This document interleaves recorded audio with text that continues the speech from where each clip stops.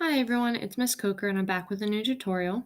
In this video, I'm going to show you some of the tools in Illustrator to get you started. So currently I have the selection tool selected. If I hover over any of the tools, it's going to tell you the name of the tool and also the keyboard shortcut. So currently I have the selection tool selected, and the selection tool allows you to select entire objects. And then next to it is the direct selection tool. The direct selection tool is used to select points or path segments. So instead of selecting the entire object, you're just modifying one point or one specific line segment. Below the selection tools are the magic wand tool. And the magic wand tool allows you to select objects that have similar attributes. By attributes, I mean they have the same fill or stroke or stroke weight. And then to the right, the lasso tool allows you to select a group of objects by drawing a path around the objects. So these are your 4 selection tools. Below the selection tools, we have the pen tool. The pen tool is the most commonly used tool in Illustrator and is used to create most original graphics. The pen tool, if you hover over the bottom corner, has a few different tools within it that you can use to modify line segments once they're drawn. So we're going to go ahead and select the pen tool and we're going to draw a path. So you're going to notice that you can draw the path in any direction, but if you want the line to be straight, you're going to hold Shift. And it's going to make a straight line. Then I'm going to end the anchor point, and then to get off of that path, I'm going to press Escape to end the line segment. So currently I have a black line segment, which I can determine the color of the stroke down here on the bottom of my toolbar. And if I double click on it, it'll open up a color picker window and I can adjust the stroke color to any preferred color. So I'm just going to go ahead and select blue. And now I have a stroke. So right now all I have is a line segment. I don't have a closed object. So I'm going to go ahead and select the pen tool again. And I'm going to create a closed object. And how I'm going to do that is by going around. You're noticing I'm not holding Shift right now, so my lines are not straight. All right, I'm going to go around and I'm going to go and close my object by hovering over the initial anchor point. And you know it's the initial anchor point when you see the little gear underneath the pen tool icon. So if I move it away, that little icon disappears. And when I move it back to the original anchor point, the gear appears, and that's when you know that you have a closed shape. Now that I have a closed shape, I can go ahead and select the object, and I can apply a fill to that shape. So I'm going to double click on the fill, and I'm going to select yellow.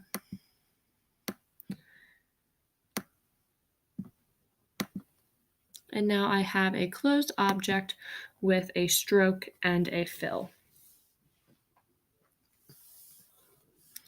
If I use the drop down arrow on the pen tool, I could go through and I could add an anchor point, delete an anchor point, or modify an anchor point. So if I go ahead and delete an anchor point, I'll show you what that looks like. If I delete this, my object turns into a triangle now. So essentially what it does is remove an anchor point. If I wanted to hover back over the bottom of my pen tool and then select add anchor point, I could select a point along the path and add an anchor point, and then use my direct selection tool by modifying that anchor point and dragging it outward, modifying it to create a new shape.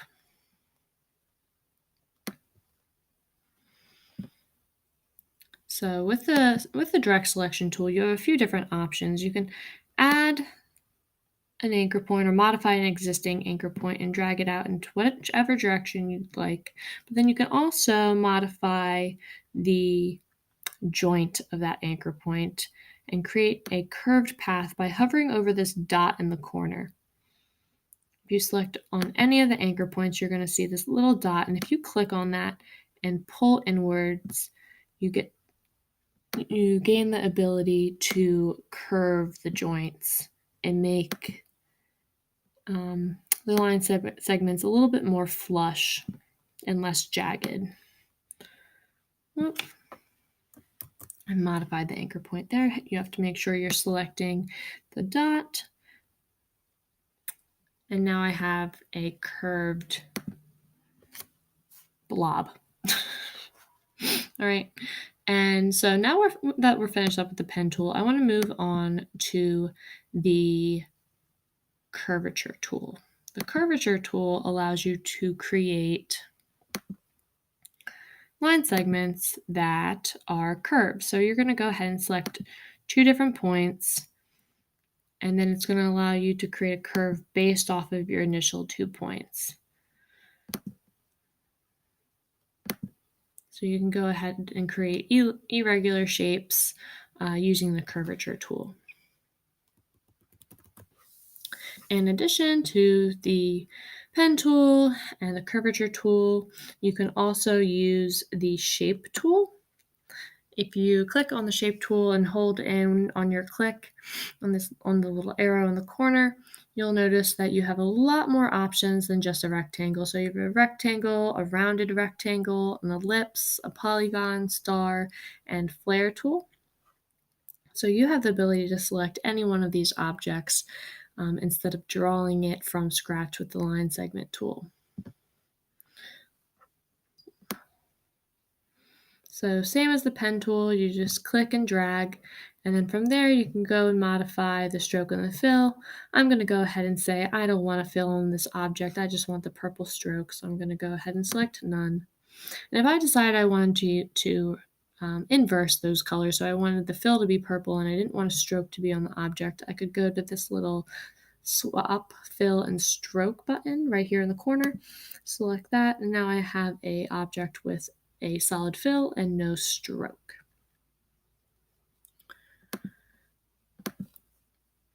So I'm going to go ahead and I'm going to draw a rectangle around all my objects, and I'm going to delete them.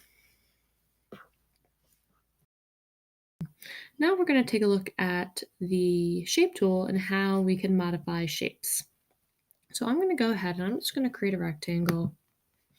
And if I just click on the page, this little rectangle window is going to pop up, and it allows you to type in the dimensions of the rectangle. So I'm going to go ahead and enter in the dimensions that I'd like, and it gives me a rectangle. I'm going to go ahead and switch my stroke and my fill.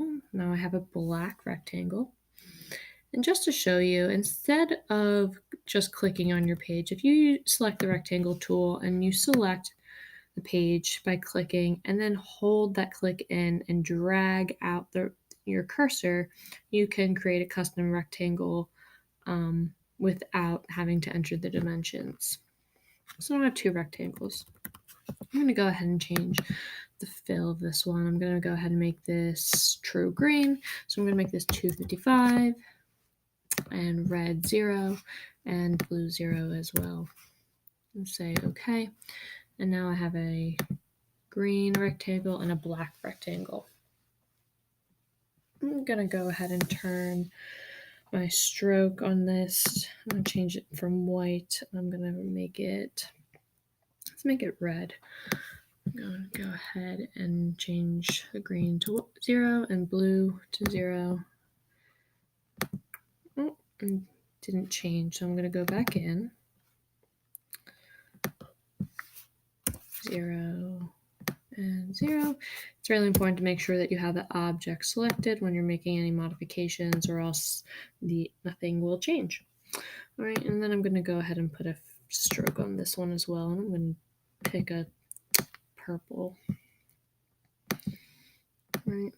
You can my rectangles here both have strokes on them, but both of the strokes on both rectangles are very, very light, light in weight. So what I'm going to do is go over to my side panel over here, and I'm going to select the stroke icon, which opens up my stroke window. And I'm going to go ahead and I'm going to increase the weight. Make sure that you have your objects selected. I'm going to go ahead and hold shift and select both objects and increase the weight of both objects at the same time. If you don't have the stroke window pinned to your sidebar here, you can go ahead and you can find that by going into Window and scrolling down and finding Stroke. Any of the windows available to you in here can be pinned to your sidebar. Go ahead and select Stroke. All right, and then you can always click on it and drag it out. And this is how it'll appear for you. And then you can just go ahead and pin it to the sidebar. And when you see that blue box, you know that it's going to pin there. And you can go ahead and leave that there if you're going to use it often. All right, so now I have two objects, two rectangles with the same stroke and different fills. So what I'm going to show you is how to modify these rectangles. So I want to go to the little scissor icon, which most often is represented with a scissor tool. So you'll probably see the scissor tool, or I'm sorry, you'll probably see the eraser tool instead of the scissor tool. But if you just click on the eraser tool, it'll give you the scissor tool option and also the knife tool option. With the eraser tool, it allows you to essentially erase the object. When you erase the object, it's going to fill the object with the color stroke. So essentially, you're creating this open path for the stroke to fill into. So you're getting rid of the fill of the object and it's replacing it with the color of the stroke.